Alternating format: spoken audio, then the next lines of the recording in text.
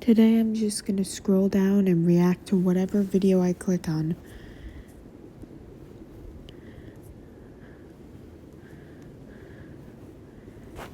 I know I skipped a video, but I like this My comic book YouTuber. series Unfamiliar has 2 volumes out that you can buy right now, This so check the is link in the Lavender. description if you're interested. This is Lavender Town. The link will be in the description. Go subscribe to her. She's awesome. Buy her book. My comic book series Unfamiliar has 2 volumes out that you can buy right now, so check the link in the description if you're interested. Okay, thank you, bye. Hey everybody, it's Lavender Town, and today I'm going to be drawing the characters from the Amazing Digital Circus in their human forms, or at least as close as I could guess them. Now, starting with Pomni, I'm actually just using this as a quick warm-up because, as anyone who's watched it knows, Pomni basically is already in a human form. I mean, she does look very cartoony and sort of like rubber hose, but she doesn't look nearly as inhuman as a lot of the other supporting characters. Yeah. So since they're gonna have bigger, more dramatic transformations, I thought just drawing her in my style is kind of a fun way to start the video. I hope I'm not being lazy. I want to add to the experience. So I really love Pomni and I'm way into this series. I didn't think I was gonna like it at first, but I love their art style. Like, I love the creepy but cute art style of Lavender Town, and it's something I probably could never emulate in a million years. as soon as I started watching, I realized that there's something very special about it.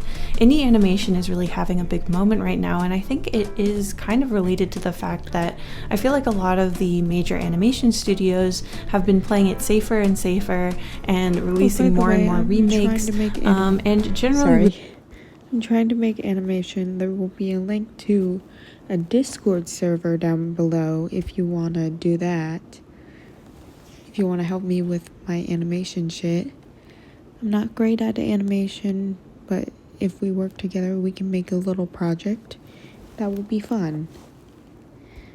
Losing track of how exciting and wild animation can be, and Amazing Digital Circus really pushes 3D animation in a way that I haven't seen before. I really like the meta usage of things like collision issues in a 3D program, or like the phasing of 3D objects through each other as ways to use the medium both in comedic scenes and in plot related scenes. I think that that's really cool. Okay, so the first character I was dying to draw as a human is Cain, which stands for Creative Artificial Intelligence Networking Entity. Cain is kind of the main I genuinely did not know that, so I learned something today. Antagonist of the show, if you can call it. Not really. He's the antagonist, but he's not because he's so goofy. That, though I definitely do feel bad for him, but he's the one who keeps making them go on adventures, and he's some kind of AI. He kind of casts himself as the ringmaster. He's in charge of the circus, and everyone else who's kind of like not sure how they got there or what to do, they're all kind of at his whim. He can clearly completely dissolve the NPCs, even though they do seem to be sentient, which is pretty disturbing, and it's not clear how much power he really has, but it's clear that it's a lot. He can really teleport people around, and yeah, he's very powerful. He seems almost like a god. He is dressed like a ringmaster, and I'm going to keep most of his costume the same because, you know, it's a relatively human-shaped body and I can still use most of it. But I have to include these amazing teeth he's got here around his face somewhere, because I just think that's such an interesting kind of framing device for the area where his face would be, were he not just floating eyeballs in a mouth. I knew I wanted to do the bottom jaws as sort of like this cool choker up at the top of his tucks, and then I also had some kind of like mysterious floating teeth around. I also had underneath the brim of his top hat some more kind of like teeth brim around his hair. I really tried to keep his personality in mind.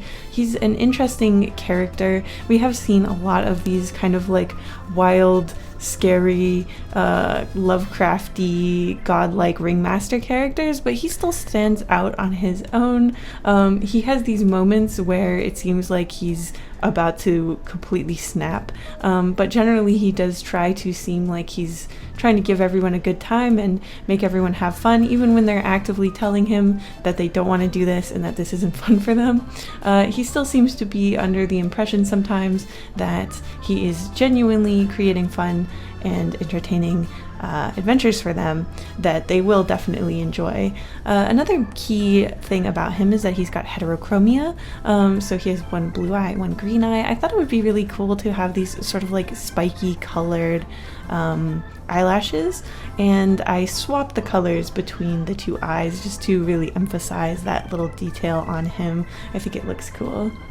This one wasn't too bad to design, mainly because other than his head, he's mostly human-shaped with regular human clothes, I suppose. But as the video goes on, I'm going to be picking characters that are further and further away from a human form, so that the design challenge gets harder and harder. I know I say that's so cool way too much, but it is. Not trying to be like uncreative with my reaction content or anything like that, but it's so cool. I really do think that Cain is kind of a masterclass on how you can use body language, your voice actor, and just the positioning of something like the eyes in order to create a lot of dynamic emotions, because I feel like in the actual episodes, it's pretty impressive how much I feel like I'm seeing his face or his reaction to stuff, but in reality, he doesn't have a face. He has floating eyeballs and teeth, and that's it. So I just think it's really cool. I think all the animation in the show is just insane, and I am really looking forward to seeing more of it. So here is our human form of Cain. This one was pretty close to the original character design, so not too crazy, but it's about to get a lot weirder. I turned into a super villain because I was Yeah, it is about to get a lot weirder. We got my vampires bullied by superheroes. over here. I was forced to do a walk of shame because I'm an orphan. Jesus. Next up is Jack. I was not prepared for that level of angst. Jax is also a character that feels kind of familiar but still has his own original flair. Jax is a rabbit, and generally it seems like he's just there in the He's a cast to jackass be and a a total jackrabbit. misanthrope and cause problems for everybody else. He seems pretty chaotic in the way that he actually makes decisions about what he's gonna do, and it seems like he does have a bit of a sadistic streak. He likes to see people in dismay, even to the point of throwing poor Ragatha in the deep fat fryer in episode 4. He's definitely one of those characters, and I topic. I love episode 4. I like 1 and 2, but 3 and 4 slammed. a lot of people are giving him the Tumblr sexy man treatment. A lot of people really, really like him and think that he's very appealing. So of course, I'm going to sprinkle in a bit of that in my human redesign. I also know that he's kind of inspired. Oh my goodness. It's a boop. I don't know what that is. I haven't watched her videos in long enough. I know it's something hidden, but I'm just gonna call it a boop. I found the boop. Like a lot of the characters by old-fashioned rubber hose animation, and he specifically has this rabbit design, so I definitely wanted to actually give him some kind of nod or wink to Oswald the Lucky Rabbit. Oswald is kind of from the Felix the Cat era of old style animation, and I just popped that as a tattoo on his arm. Again, I'm kind of really leaning into this Tumblrification of this character. I hope that doesn't annoy too many people, but I am calling Oswald from now on a boop. Anytime I see him, he is a boop. I just couldn't resist with this particular character. He's just so perfect for it. He's like I've said, he's very misanthropic, kind of sadistic, but not to the point that he becomes totally abhorrent. He's very like tall and lanky, and he has that sort of sardonic look in his eyes. Also, when he opens his mouth, his teeth turn sharp and pointy. I mean, come on, I couldn't resist.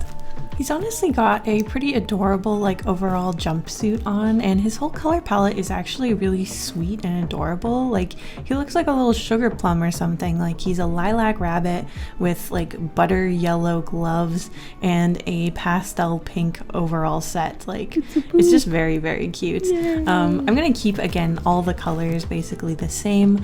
I'm gonna play around with some different colors for separating his hair and his little hat that I have here, and of course I'm giving him piercings as well. I'm really giving him kind of that punk energy.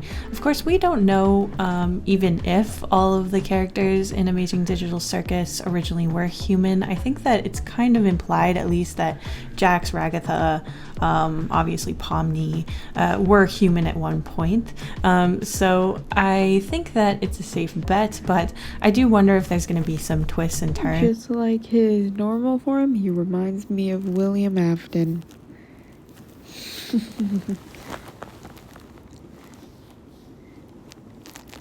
I am Jax. I am William. And we are not the same person. As we go along in this story, I do like that this story starts with so little information about where our characters are coming from, so we're kind of in the same boat as Pomni, just completely unaware of what the end goal is here, where she came from, but having this sort of longing to know about her origins and the origins of these other characters.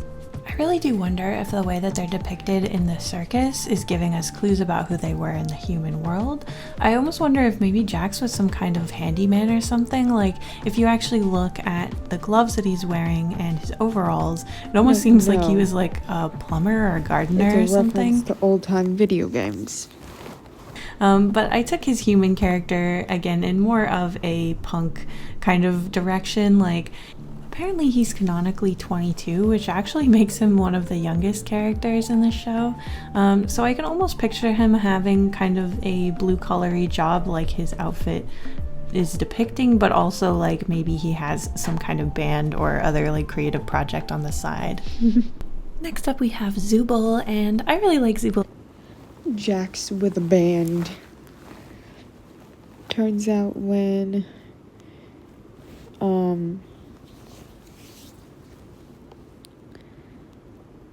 Gangle mentioned dreams being worthless in episode 4, it hit him hard because he used to work at a band. I really want that to be real. I really want that to be real. Please let that be real. As a character, they definitely seem almost kind of like a Marceline type character, kind of depressed vibes, but also a really cool character, and this design is just fantastic to me. It's actually constantly changing. The parts on Zooble switch out, so I'm basing this particular human form on one particular picture of Zooble, but oftentimes the wing, the like little horn things at the top, various parts of their design changes rapidly throughout the show. I'm a simp. I'm simp for the original form of Zooble. I'm simping for this one. I think that that's really cool and a good usage of the 3D animation medium again, because I assume that they're able to snap on these different pieces. I ship Ragatha and Pomni because, yes, beautiful little lesbian ship. I ship Jax and no one. And I ship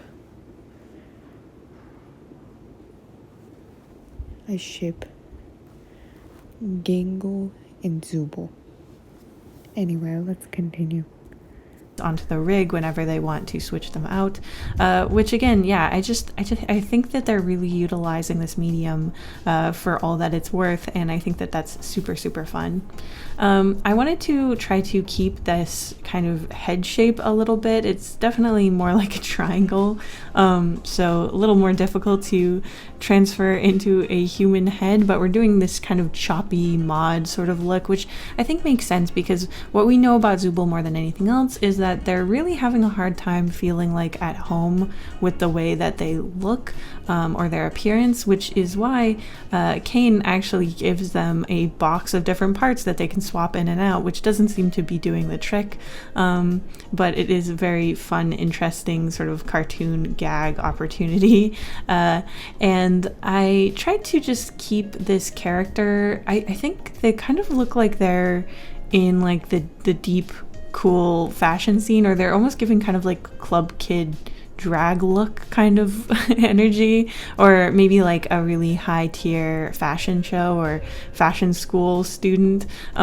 Just a crazy mixture of various different accessories, hair clips. Nothing is symmetrical, so nothing really cool. matches, and I think that really makes sense I love for the art Zooble. style so I much. almost wonder if in the real human world, if Zooble would actually not look that wild and crazy, just because they seem really uncomfortable with themselves. So I actually wonder if maybe in real life they would be kind of like hiding under a hoodie and just trying not to draw attention. But I thought it would be a lot more fun to humanize them, more accurate to their circus persona. So I'm trying to keep it really traditional to this very untraditional picture of them. They kind of look like an I Spy, which I think is so fantastic. Like, this character design is just really great. The only thing that it reminds me of is a character from Foster's Home, this one in particular. I'm getting kind of a bad feeling about Zooble for some reason. I feel like something bad is going to happen to them, or either that or they're going to have like a breakthrough soon. But as we've seen in the show so far, it actually doesn't wince away from... So we already focused on Kinger, and we focused on Gangle. If we do Zooble next, that would be cool. Ooh, or maybe Ragatha? That would be really cool. Completely removing characters, or like destroying them ostensibly, so it makes one a little bit nervous. I also wanted to say I was really impressed with how creepy they were willing to go. I think it was in episode 3, the horror episode. Like, it was very creepypasta like, that face that they came up with, but man, it really it's actually scary. Like, I'm always torn about like feeling like this is a kids show or not, because elements of it feel sort of kids show like, but then every once in a while they do something that just would never fly on current networking for kids. So I guess that's what's so beautiful about indie animation. Yeah, I think indie animation is amazing because they can do that. They don't have the restrictions of like a TV show, because kids are tough. And with the dumbed down kid